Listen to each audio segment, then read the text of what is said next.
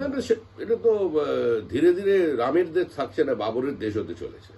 সুতরাং রাম পশ্চিমবঙ্গে ব্রাত্য, এখানে বাবরের মসজিদ তৈরি হবে। আমরা বারবার বলছি যে হুমায়ুন হচ্ছে প্ল্যান বি, হুমায়ুন কবির হচ্ছে তৃণমূলের বি টিম। তো সুতরাং উদ্দেশ্যটা তো এক, কর্মসূচি তো এক। জয় শ্রীরাম বললে আক্রমণ করতে হবে, প্রয়োজনে খুন করতে হবে, এটাই তৃণমূলের কর্মসূচি। দাদা, প্রশান্ত বর্মন ভিডিও যিনি খুনের অভিযোগে অভিযুক্ত, কারণ সুপ্রিম কোর্টে যেটা প্রতিষ্ঠা পেয়েছে সেটা দেখা যাচ্ছে এক পিতার 100 ছেলে মেয়ে। কোথা থেকে আবার নতুন ধৃতরাষ্ট্র এসছে তাকে খুঁজে বার করাটা নির্বাচন কমিশনের দায়িত্বের মধ্যে পড়ে।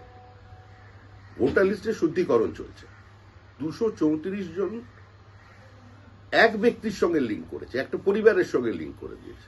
এগুলো তো সামনে আসা দরকার। আমরাও তো চাই যে এই ধরনের বিষয়গুলো মানুষের সামনে আসুক এবং সবাই এগুলোকে স্বাগত জানাবে। 40 বছরের দাদু আর তার 22 বছরের নাতি, এই দাদু আর নাতি দুজনকেই সামনে আনা দরকার, শুনানির প্রয়োজন আছে, কিন্তু সেটা যাতে শান্তিপূর্ণভাবে হয়।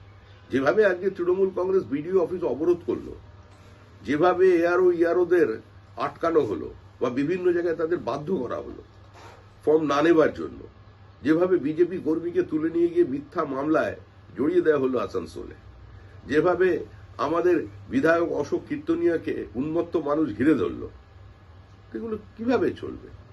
নির্বাচন কমিশনকে এদের নিরাপত্তাটাকে সুনিশ্চিত করতে হবে। যদি রাজ্য পুলিশ না পারে, প্রয়োজনে সিআইএসএফ কে দিয়ে করাতে হবে।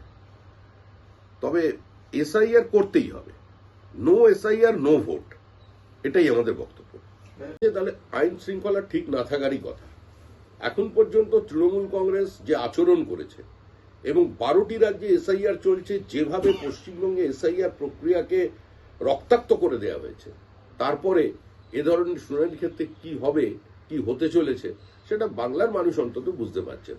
তো এখানে প্রত্যেকে নিরাপত্তা দেওয়া এবং পুরো প্রক্রিয়াটাকে শান্তিপূর্ণ করা, মানুষকে ভয়মুক্ত করা, এটার দায়িত্ব কিন্তু নির্বাচন কমিশনকে নিতে হবে। আজকেও প্রচুর জায়গায় গন্ডগোল হচ্ছে, দাদা ঘিরে রেখেছে বিডিও অফিসগুলো, আড়াই জানানো হচ্ছে, বহু জায়গায় ঘিরে রাখা হবে, এটাই তো প্রক্রিয়া। আমরা কি বলছি যে আমরা ভোটার লিস্টে শুদ্ধিকরণ চাই, মৃত ভোটারের নাম বাদ যাক, রোহিঙ্গাদের নাম বাদ যাক, বাংলাদেশি জিহাদিদের নাম বাদ যাক, ভুয়ো ভোটারের নাম বাদ যাক। এটার জন্যই তো এসআইআর। আর তৃণমূল এদের নাম রাখতে চায়, ফলে তারাই এখন অনুপ্রাণিত হয়ে টায়ার জ্বালাচ্ছে, আক্রমণ করছে, বিভিন্ন ধর্মীয় বিভাজন তৈরি করা হচ্ছে, উত্তেজক ভাষণ চলেছে। তৃণমূল বারবার ধরে একটা কথা